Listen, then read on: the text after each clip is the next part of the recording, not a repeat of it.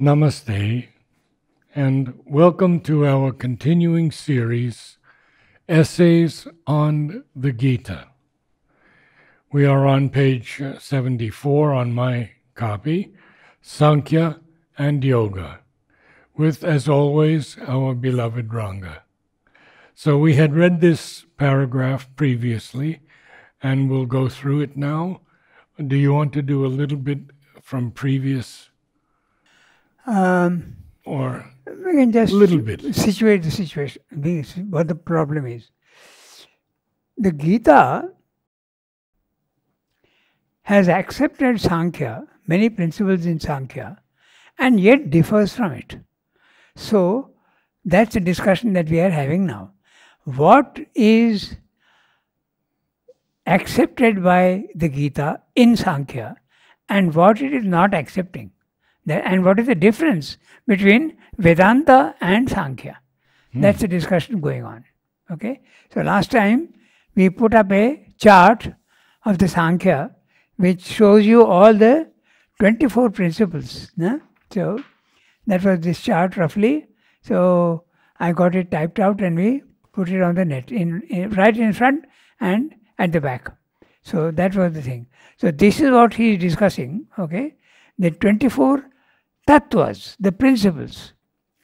So with this, we'll read what he's saying. Okay, so 13 other principles we have read. Okay, so now there are certainly plenty of things. Okay, I'll read each sentence because we have already read it once. There are certainly plenty of things in our existence which the Sankhya does not explain at all or does not explain satisfactorily.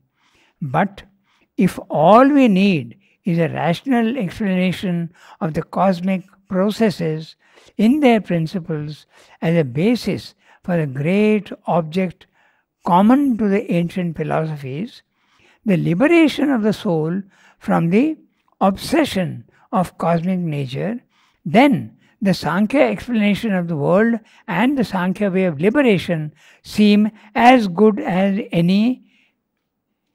and as effective as any other. What we do not see at first is why it should bring in an element of pluralism into its dualism by affirming one Prakriti but many Purushas. We have to discuss this. So, Vedanta says that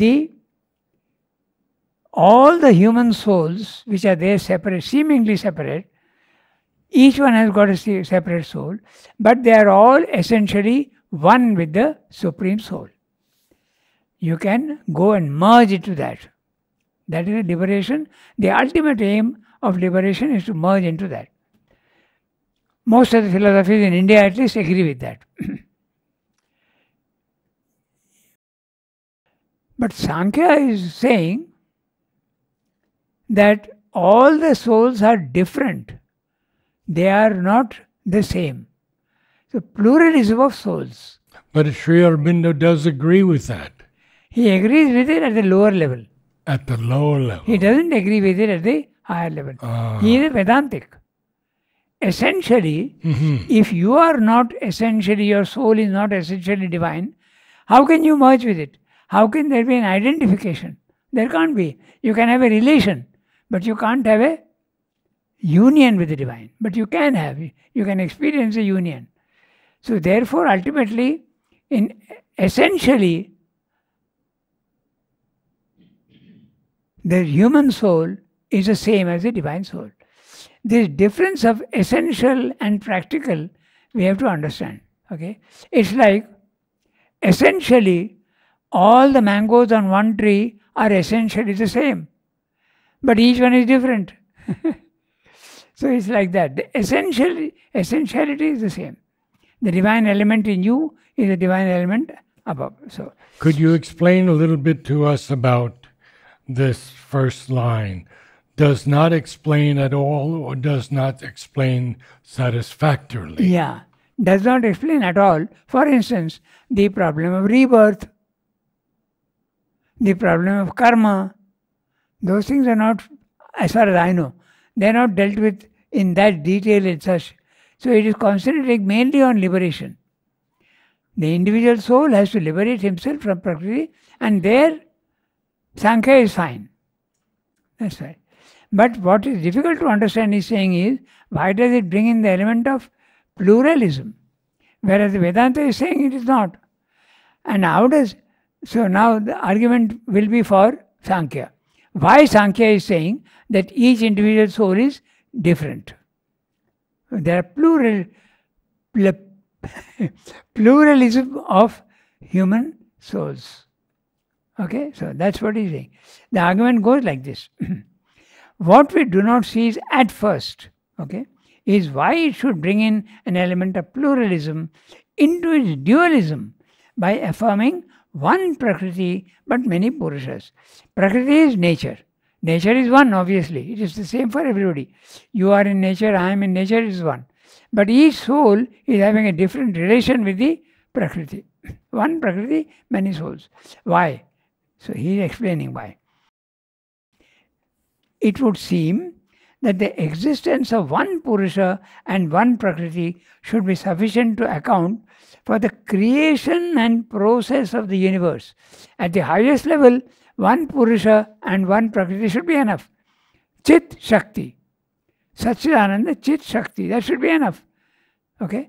But he's saying, but to account for the creation and process of the universe. But the Sankhyas was bound to evolve pluralism by its rigidly analytical observation of the principle of things. First, actually, this is the argument of Sankhya. First, actually, we find that there are many conscious beings in the world.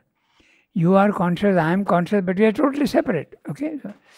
And we find that there are many conscious beings in the world, and each regards the same world in his own way and has his independent experience of its subjective and objective things, his separate dealings with the same perceptive and reactive processes.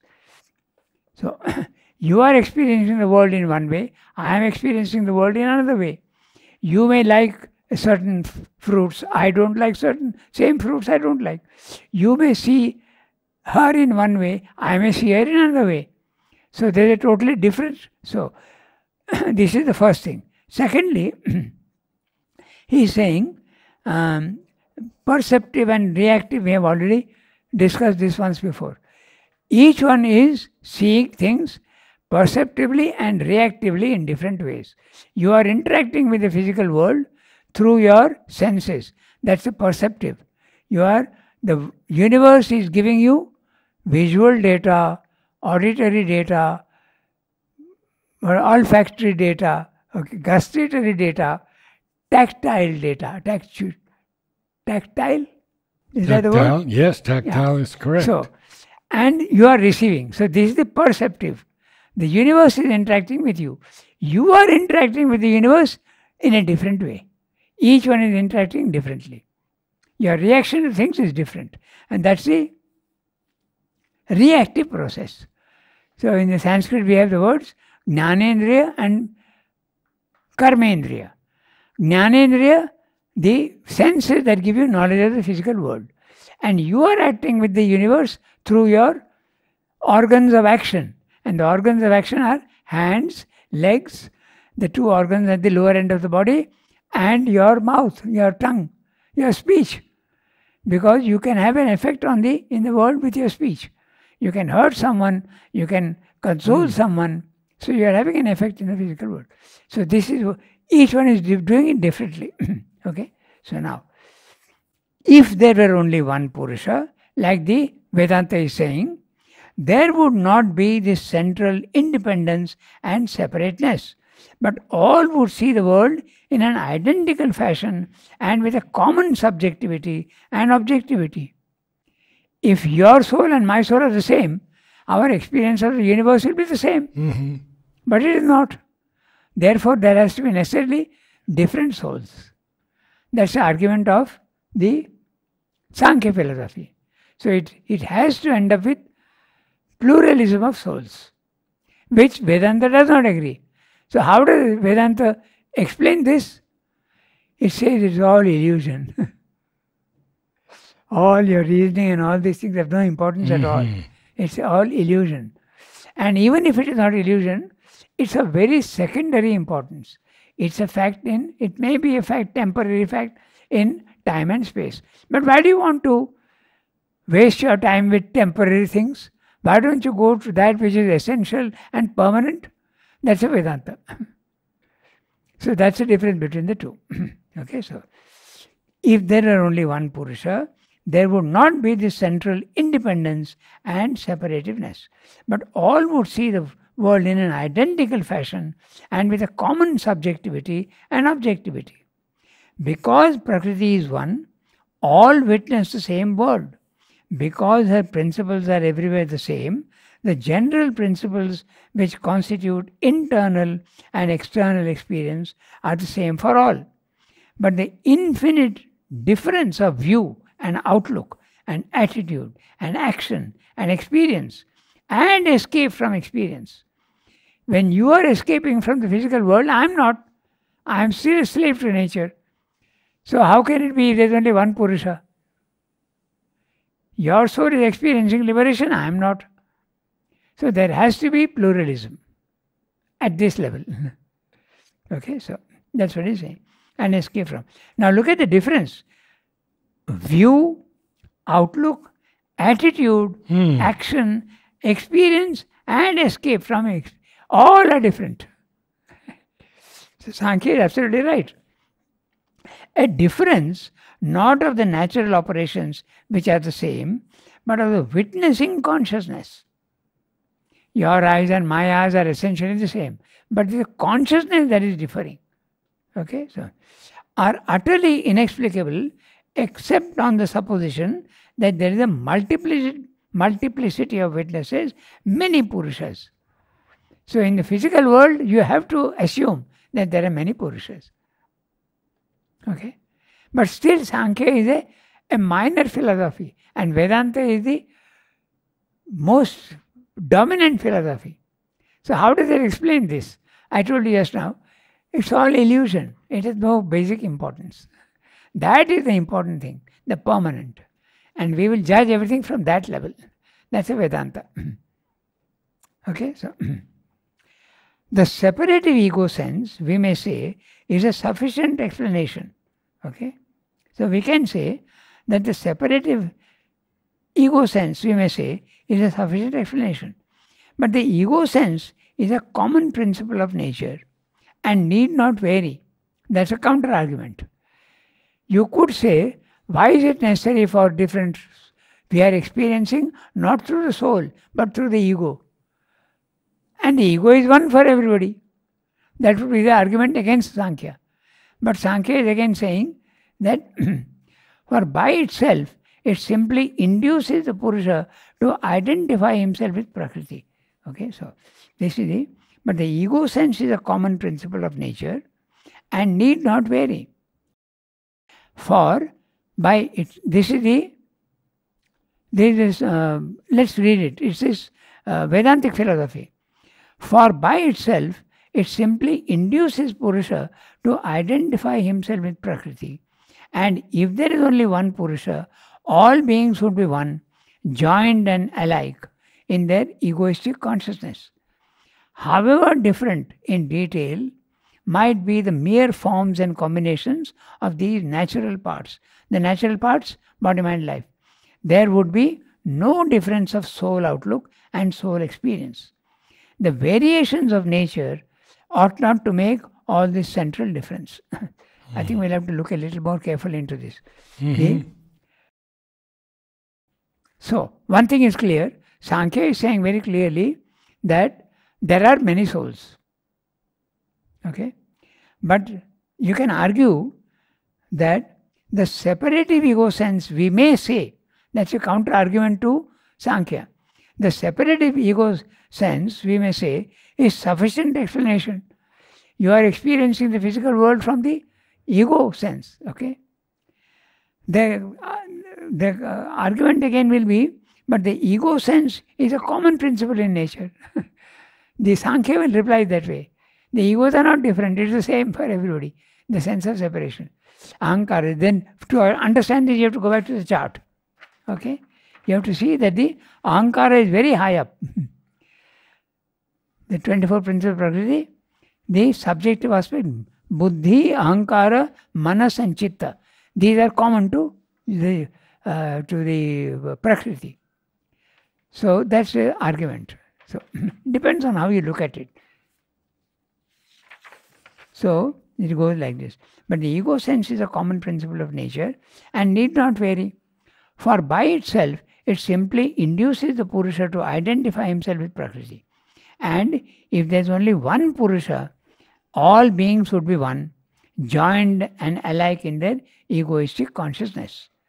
So, again, Sankhya is saying that if only one Purusha is there, everybody would react in the same way. But question is, Purusha identifying itself with Prakriti. Yes. But we are told from Sri Aurobindo that is not the case. It reflects in the Purusha. It reflects, yeah, that's right. But the reflection is a sort of, you can say, semi-identification. Okay. Mm-hmm. Just like the cinema images falling on the screen. Mm-hmm. You are not seeing the screen anymore, you are seeing only the images. You are identifying the screen and the images. So you can say that it's a reflection and yet it's an identification. So,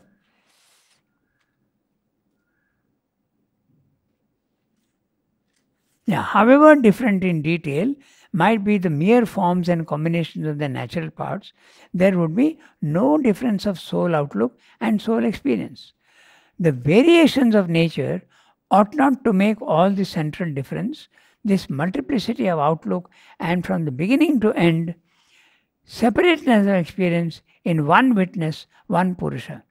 Therefore, the pluralism of souls is a logical necessity to the pure Sankhya system, divorced from the Vedantic elements of the ancient knowledge which gave it birth. So very clearly, Sankhya is establishing the fact that practically there are different souls. There is a multiplicity of souls. Nature is one, multiplicity of souls. Okay? So, therefore, pluralism of souls is a logical necessity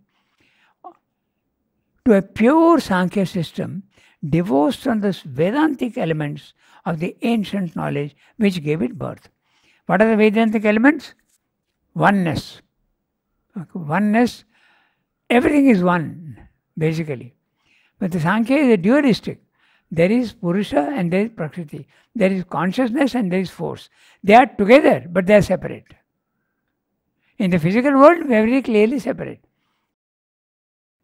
Your body, mind, life is separate from the soul. Okay, so this is what he is saying. The cosmos and its process can be explained by the commerce of one Prakriti with one Purusha, but not the multiplicity of conscious beings in the cosmos. This is the subjection, the objection to Sankhya. The cosmos and its processes can be explained by the commerce of one Prakriti with one Purusha. This is the Vedantic view, but not the multiplicity of conscious beings in the. So this is the first difficulty in accepting Sankhya in the Gita. So the Gita will not accept the plurality. It will accept only the Vedantic way. Okay? But it is accepting basically the problem of the Purusha and Prakriti is accepting, and it's also accepting the 24 principles, and it's also accepting the gunas of nature. Sattva, Rajas, Tamas. Gunas, yeah. This much it accepts. Okay? So this is one difficulty which the Gita is not accepting. There is one difference between, because Gita is a Vedantic work. It is Vedantic. And the Sankhya is a dualistic. It is different from Vedanta. So, now we are saying there is another difficulty with the Vedanta and the Sankhya. There is another difficulty quite as formidable. Liberation is the object set before itself by this philosophy, as by others. This liberation is effected, we have said, by the Purusha's withdrawal of his consent from the activities of Prakriti, which he conducts only for his pleasure. So long as the soul is identified with the body, mind, life, it is in slavery. It is a slave to body, mind, life. Slave to nature. Purusha is subject to nature. But the Purusha's withdrawal of his consent from the activities of Prakriti. When the Purusha stands back and separates itself from Prakriti, I am not the body, I am not the vital, I am not the mind, then it separates and can get liberation.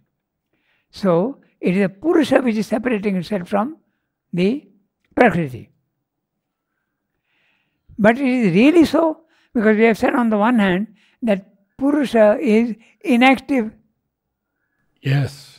So if it is inactive, how is it separating itself? So that's the question being discussed now. Okay, so I'm really explaining. The Purusha's withdrawal of his consent from the activities of Prakriti, which he conducts only for his pleasure. But in some, this is only a way of speaking. The Purusha is passive, and the act of giving or withdrawing consent cannot really belong to it, because it is inactive. It doesn't do anything at all. It neither sanctions nor withdraws. It's a way of speaking. So who does that? He'll tell you it's part of nature. The Purusha is passive, and the act of giving or withdrawing consent cannot really belong to it. But in Savitri, he tells us that the Buddha that the Purusha sanctions all of Prakriti's work. Yeah, that is acceptable in Vedanta. But in Sankhya, it is inactive. Okay. In fact, this question also dealt with the karma, theory of karma. Is it really that we have no freedom at all? The body, mind, life does not have a freedom. That is sure. Because there are strict laws in the physical world. But the soul can become free. The moment it becomes free, it has a say. So it is not inactive. That's a Vedanta theory. These are all theories, various theories. Yes. Okay, so the Purusha is passive, and that we have read. So cannot really. So the Purusha is passive, and the act of giving or withdrawing consent cannot really belong to it, but must be a movement in Prakriti itself. In the Sankhya, it must be the Prakriti itself. That means the mental Purusha is separating itself, not the soul. Okay, so if we consider, we shall see that it is, so far as it's an operation, a movement of reversal or recoil in the principle of buddhi, the mind, the discriminative will. Buddhi has been lending itself to the perceptions of the mind sense. Okay? The mind sense is the manas. Okay? It has been busy discriminating and coordinating the operations of the cosmic energy, and by the aid of the ego sense, identifying the witness with her works of thought, sense, and action. At our level also, we are thinking that we are the body, mind, life. We are not conscious of the soul. It's really the soul identifying itself with the body, mind, life. So we are not aware of the soul. We are thinking that this is me. So the mind is the one that separates itself. That's the argument. Okay. Buddhi has been lending itself to the perception of the mind sense. It has been busy discriminating and coordinating the operations of the cosmic energy, and by the aid of the ego sense, identifying the witness, the soul, with her works of thought, sense, and action. Thought, mind, sense, vital, action, physical. Okay? Body, mind, life. It arrives by the process of discriminating things at the acid and dissolvent realization that this identity is a delusion. The mental Purusha realizes that I am mistaken. It is not body-mind life at all. I am not the body-mind life.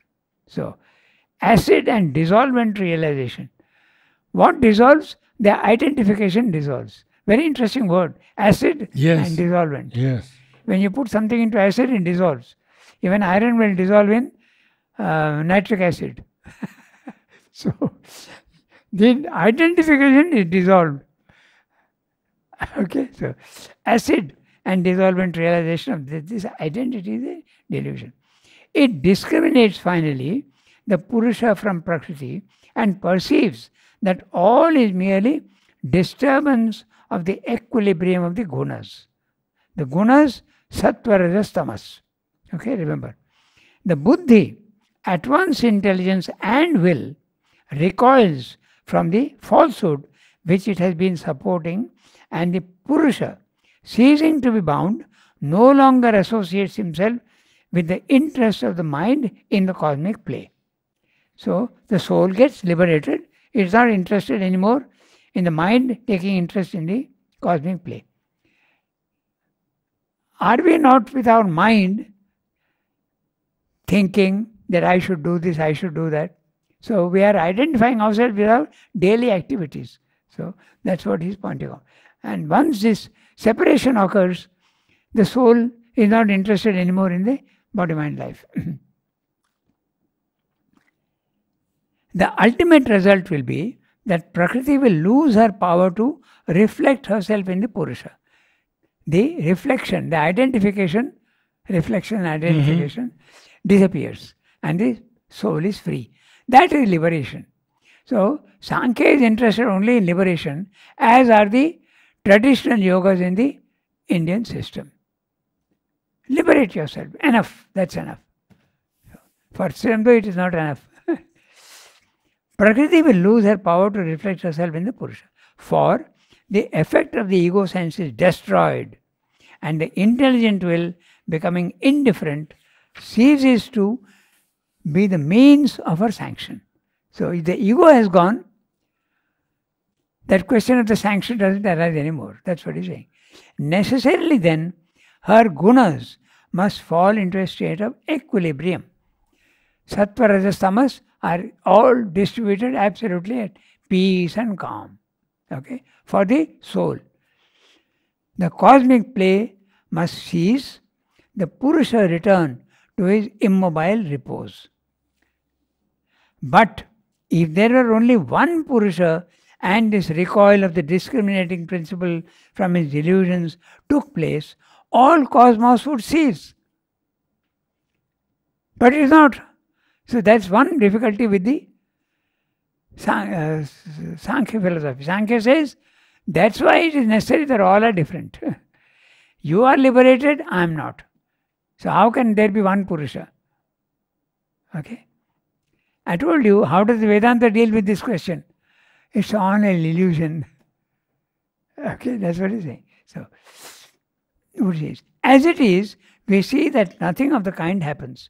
A few beings among innumerable millions attain to liberation or move towards it.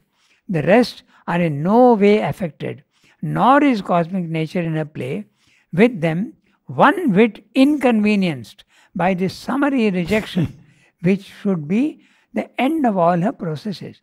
So, if the liberated man rejects the physical world, it makes no difference to the nature. It continues to exist. That's what we saw that in Life Divine also the other day. Very interesting. So, summary rejection. Only by the theory of many independent Purushas can this fact be explained. Okay? The monism is that of Mayavada. Okay? The monism is that of Mayavada. In other words, the only at all logical. Only the theory of many independent Purushas can this fact be explained. The only at all logical explanation from the point of view of Vedantic monism is that of the Mayavada. It's an illusion. So, Sankhya may be right at the physical level, but it's an illusion. Escape from the illusion and get liberation. That's the difference between Sankhya and Vedanta. But there the whole thing becomes a dream. In Vedanta, all this difference and this play, all is a dream. It's not a reality.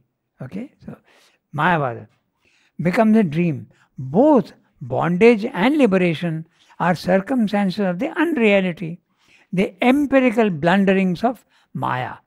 Empirical, the practical experiences, blunderings of Maya. In reality, there is none freed, none bound. Whoa. That's the Vedantic solution. Okay? The more realistic Sankhya view of things does not admit this phantasmagoric idea of existence and therefore cannot adopt this resolution. Okay? Sankhya does not accept that. The more realistic view of Sankhya. Yeah. The more realistic in the physical world. In the physical world is more real. Okay.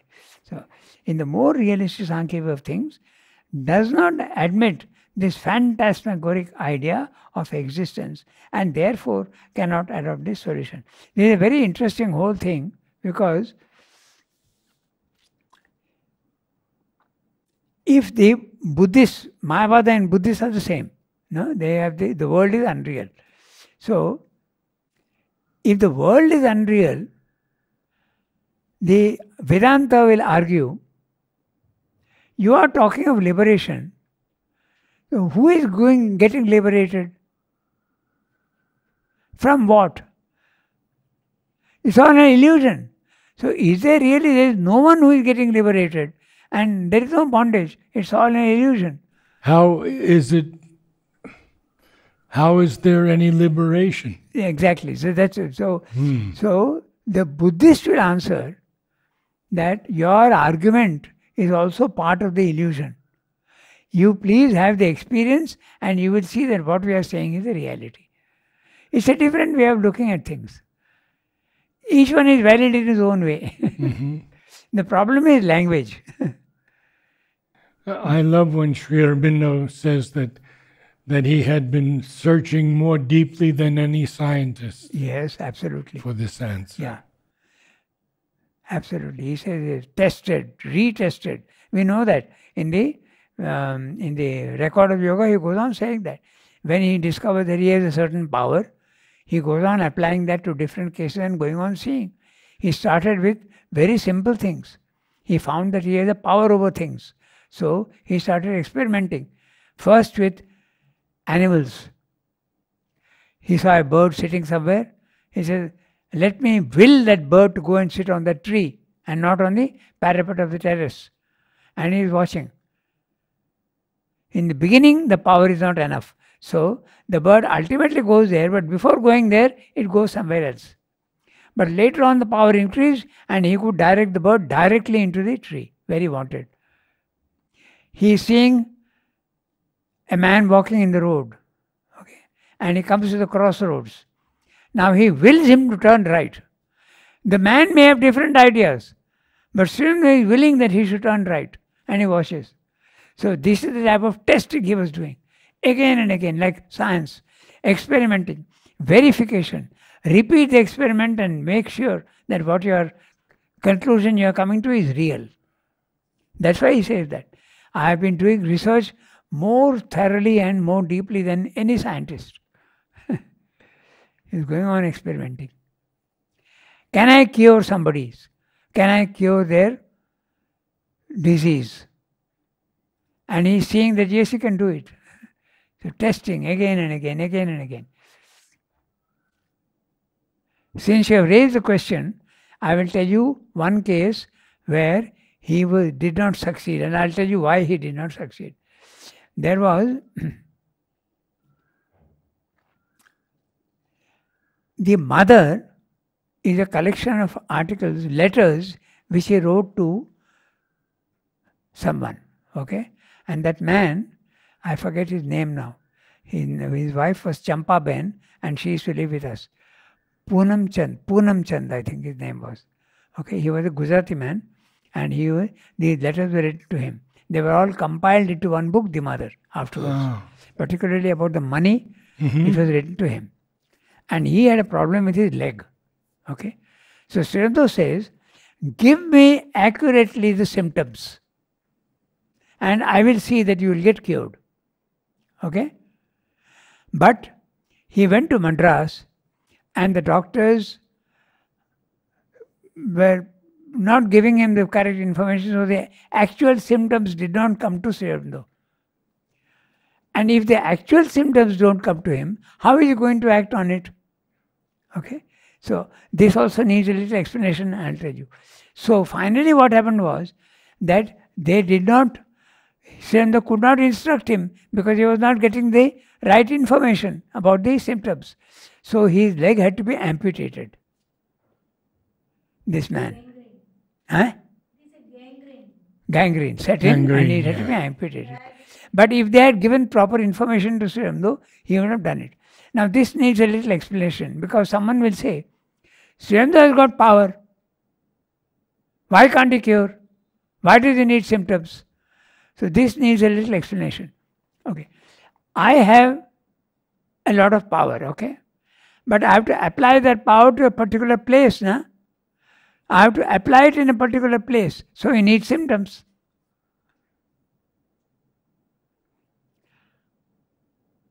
I have got power and I have to do a particular work. I have to apply my power to that particular work. It's not general power. So you need symptoms. In fact, this is also what happened once with mother. Okay? Mother fell ill once. Seriously ill. And doctors were saying all, heart problem, heart problem, heart problem. And Sri Aurobindo was not able to do anything. So they called a doctor. I was speaking about you, the doctor, about the other day. Walking, the same doctor. He was very well respected in the ashram. Okay? And his grandchildren were in the ashram. So this doctor was called, and when he came, Sri Aurobindo asked him to look at mother and give Sri Aurobindo the correct symptoms. Okay? Everybody was saying, oh, it's a heart problem, heart problem. But he went and looked at her carefully. She was lying down, she was ill. And he said, it is not the heart at all. It is the problem of I think it was gout in the leg. Okay, it was a problem. That was the problem. It's there in Mother India, this article. So when Sri Aurobindo knew the symptom, he immediately cured her. So you need to know what the symptom is to be able to apply your power on that. Otherwise, how will you cure? And you do have to concentrate that power. Yes. Say, a doctor has to cure you. He has to use the right instrument for the right disease. So you need particularization. So that's why he needs symptoms. So in this case, he did not succeed because they were not giving him the right symptoms. So his leg had to be amputated. Then Sri Aurobindo said that you have not been supplying me, you have not followed my instructions. So I am not responsible anymore. But all other cases, he was able to cure. Okay, so that was a little aside. Okay, so one thing very clear, the Sankhya has necessarily to insist on the plurality of souls, which the Vedanta does not. Vedanta says this is all dream world, it is not real. And there also Vedanta has got different aspects. Sri Aurobindo also is a Vedantin, but he says it is true that the physical forms have no reality, essential reality. But behind the form there is a reality in the world. Don't dismiss the world. Dismiss the forms as unreal. That's his contention. So, this clarity between Sankhya and Vedanta and Gita is necessary because the Gita accepts some of the principles of Vedanta and Sankhya, but not all. So that's why he has gone into detail. Okay? This is all there in the chapter 3 and elsewhere also it is there. Chapter 2 rather. The Gita starts from this analysis and seems at first, even in its setting forth of yoga, to accept it almost wholly.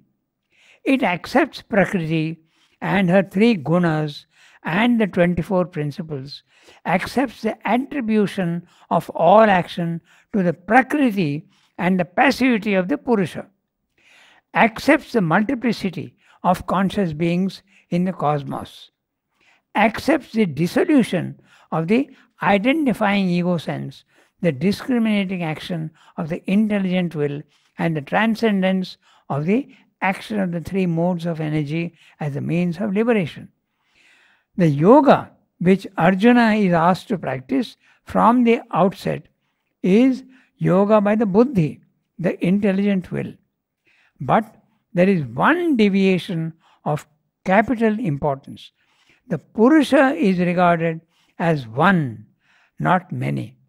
For the free, immaterial, immobile, eternal, immutable self of the Gita. Okay? The Purusha is regarded as one, not many. For the free, immaterial, immobile, eternal, immutability of the self, but for one detail, is a Vedantic description of the eternal, passive, immobile, immutable Purusha of the Sankhya's. So, this one difference is there between Vedanta and the Sankhya. Plurality of souls and oneness of souls.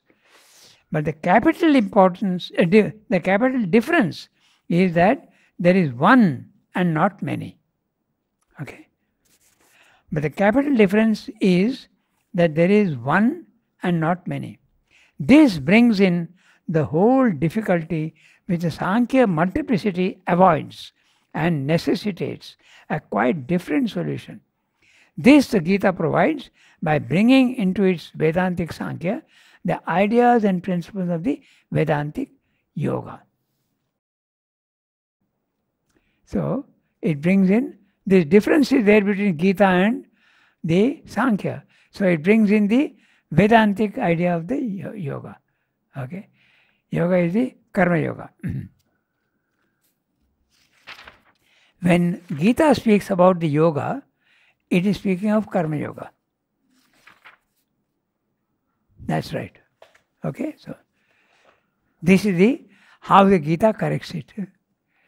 And the Gita also has another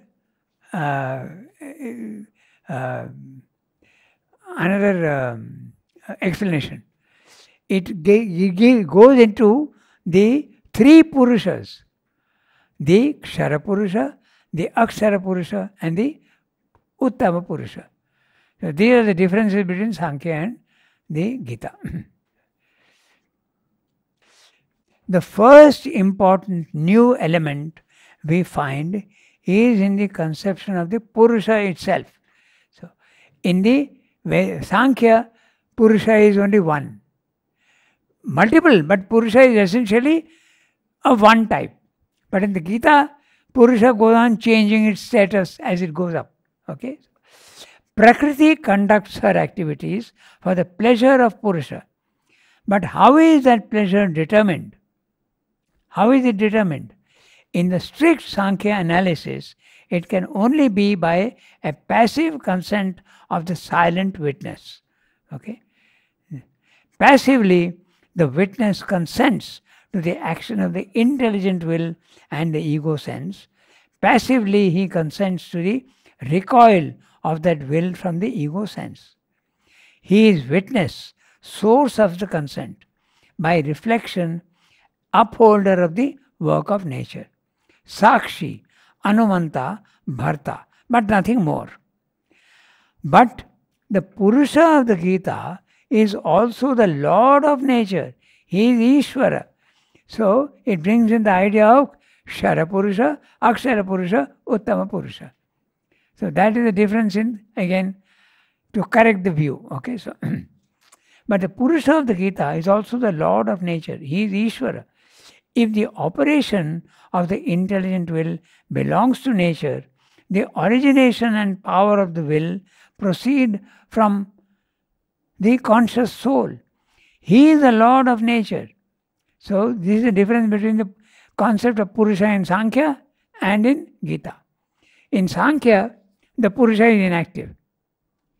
In the Gita, the Purusha at a higher level is also sanction giver and active. He is Lord of nature. He is not only consenting to the actions of nature, but he is Lord. Another level. That's the reason why Sankhya is okay at lower level. But if you go up, Sankhya is not valid anymore.